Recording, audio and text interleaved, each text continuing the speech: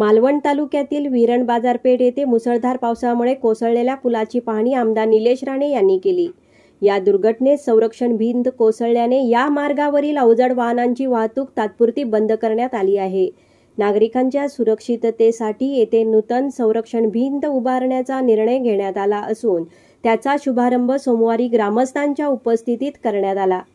या पाहणीवेळी मालवण सामाजिक बांधकाम विभागाचे अजित पाटील, शिवसेना उपनेते संजय आगरे, जिल्हाप्रमुख श्री दत्ता सामंत, राजा गावडे, विनायक बाईत, दीपक पाटकर आदी मान्यवर उपस्थित होते। नंबर 1 निर्धार न्यूज मालवण।